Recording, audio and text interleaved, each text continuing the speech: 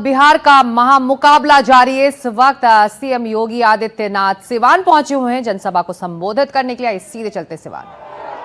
उत्तर प्रदेश की धरती से जहन्नुम के रास्ते उनके खोल दिए हैं,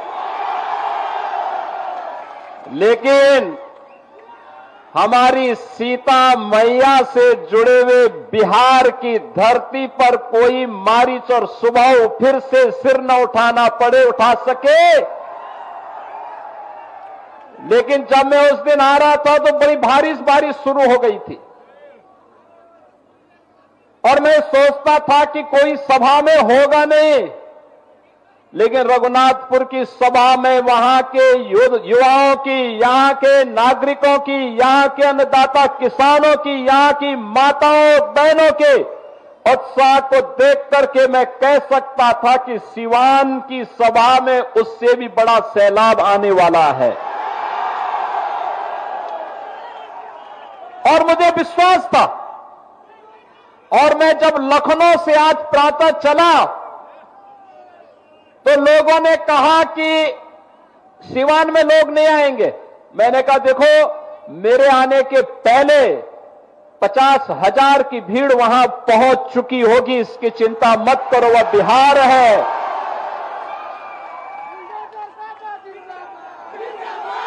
छोटे मोटे आंधी तूफानों से कोई बिहार के वासियों से टकरा नहीं सकता है। बिहार का नौजवान देश और दुनिया के अंदर जहां कहीं गया है, उसकी बुद्धि, उसकी मेधा का लोहा सबने माना है। लेकिन अब समय आ गया है, समय आ गया है। पिछले 20 वर्ष में नीतीश बाबू के नेतृत्व में सुशासन की जो नींव मजबूत हुई है, उस पर बिहार की मेधा और बिहार की बुद्धि के बल पर एक सुदृढ़ भवन का निर्माण करना है, जो विकसित बिहार के निर्माण में योगदान दे सके। और इसके लिए आपका आह्वान करने के लिए आज मैं वापस यहां पर आपके बीच आया हूं। बहन और भाइयों, ये सचमुच जब हर व्यक्ति घबराया है बारिश में क्या होगा, तब भी आपने उत्साह दिखाया, आपने दिखाया। सचमुच ये अभिनंदनीय है, स्वागत योग्य है। और इसीलिए मैं आप सभी का, सिवान वासियों का हृदय से अभिनंदन करता हूं, स्वागत करता हूं। बहन और भाइयों, आपने देखा होगा कहीं कोई मजमा लगता है ना, तो मजमा में बहुत सारे लोग आ चुके होते हैं।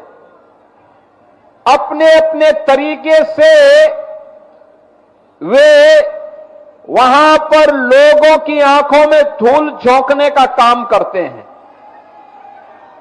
लेकिन याद रखना, जिन लोगों ने बिहार के सामने पहचान का संकट खड़ा किया था, जिन लोगों के कारण सिवान वासी भय और दहशत के माहौल में जीने के लिए मजबूर हुए थे, उन लोगों को दोबारा बिहार में वापस आने नहीं देना है, किसी भी हालत में नहीं आने देना है। ये लड़ाई केवल सत्ता प्राप्त करने की लड़ाई नहीं, बिहार की अस्मिता की लड़ाई है। बिहार के आन मान और शान को, बिहार के गौरवशाली परंपरा को पुनर्प्रतिष्ठा प्रदान करने की लड़ाई है। और बिहार को फिर से उस स्वर्ण युग की ओर लेके जाने की लड़ाई है, जिस बिहार ने केवल बिहार को ही नहीं, भारत को स्वर्ण युग की ओर ले जाने का काम कराया था। उस युग का स्मरण कराता हुआ पूरा भारत गौरव की अनुभूति करता है। बहन और भाइयों, हम लोग तो बार बार कहते हैं, भारत विकसित होगा तब जब बिहार विकसित होगा।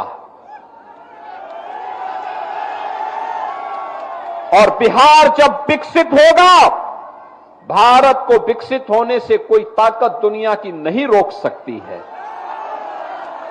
बिहार ने करके दिखाया। इसी बिहार की माटी के सपूत चंद्रगुप्त मौर्य और चाणक्य की जोड़ी ने बिहार को ही नहीं, भारत के स्वर्ण युग के याद को दुनिया के सामने भारत का डंका बजाया था। कहते हैं दुनिया की अर्थव्यवस्था में उस समय भारत का योगदान 40% हुआ करता था। चंद्रगुप्त मौर्य के समय, चाणक्य के समय, शौर्य और पराक्रम चंद्रगुप्त मौर्य का, बुद्धि और मेधा और मार्गदर्शन चाणक्य का, और बिहार भारत को विकसित भारत के रूप में, दुनिया के सिरमौर के रूप में, सोने की चिड़िया के रूप में दुनिया के सामने प्रस्तुत किया था। यही बिहार प्रस्तुत किया था, यही पटना, यही पाटलिपुत्र किया था। लेकिन पहले कांग्रेस ने, पहले ब्रिटिशर ने, विदेशी आक्रांताओं ने, जिन लोगों ने नालंदा का विश्वविद्यालय तोड़ा और ध्वस्त किया, उनके वर्तमान के वंशज भी राजनीतिक इस्लाम की मंशा के साथ फिर से आकर के यहां पर विकास को बाधित करके स्वयं के विकास करने के लिए एक मिशन के रूप में काम कर रहे हैं।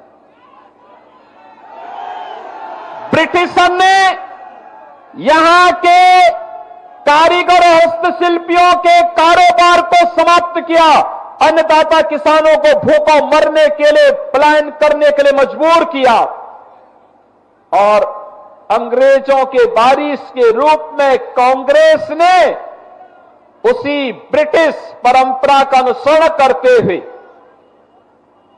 पूरे बिहार के सामने पहले एक संकट खड़ा किया, बिहार के विकास को बाधित किया। और बहनों और भाइयों, जो बचा खुचा था, उस बचे खुचे को बाकी तो आरजेडी ने पूरा करके रख दिया। आप याद करिए, आरजेडी के समय बिहार के अंदर अपराध और अपहरण एक उद्योग बन चुका था। आरजेडी के समय बिहार के अंदर किस प्रकार की अराजकता थी, किस प्रकार की गुंडागिर्दी थी, परिवारवाद किस कदर हावी होकर के एक ही परिवार और नातेदार रिश्तेदार पूरे बिहार को रौंदने का कार्य कर रहे थे, बिहार के नौजवानों के सामने पहचान का संकट खड़ा कर रहे थे, और मानव तो दूर पशुओं का भी चारा हजम करके पूरे बिहार के नौजवानों के सामने भीषण संकट खड़ा कर दिए थे। बहनों और भाइयों, ये भारत आभारी है प्रधानमंत्री मोदी जी का। एक गरीब के घर में पैदा होने वाला और सामान्य नागरिक के रूप में अपनी दिनचर्या को आगे बढ़ाने वाले नरेंद्र भाई मोदी जी ने 2014 में भारत को नेतृत्व देना प्रारंभ किया। आज आप देखते होंगे देश के अंदर 80 करोड़ लोगों को फ्री में राशन, 50 करोड़ लोगों को आयुष्मान भारत में निःशुल्क स्वास्थ्य की बीमा का कवर, 12 करोड़ गरीबों के घर में शौचालय, 45 करोड़ गरीबों के बैंक में खाता खुलवा करके, चाहे वह जीविका बहनें हो, वृद्धावस्था पेंशन हो, निराश्रित महिला पेंशन हो, दिव्यांग जन की पेंशन हो, या अनुसूचित जाति, जनजाति और पिछड़ी जाति के बच्चों की स्कॉलरशिप, ये सीधे एक क्लिक करके सीधे उनके अकाउंट में डलवाने का काम अगर किसी ने किया है, एनडीए की, बीजेपी और जदयू की इस सरकार ने, प्रधानमंत्री मोदी जी के नेतृत्व में, उनके मार्गदर्शन में, नीतीश बाबू के नेतृत्व में काम बिहार के अंदर हो रहा है। बहनों और भाइयों, 4 करोड़ गरीबों के मकान बन गए और मोदी जी ने तो कहा है हर गरीब के सिर को ढकने के लिए छत देंगे। यह काम कांग्रेस ने क्यों नहीं किया?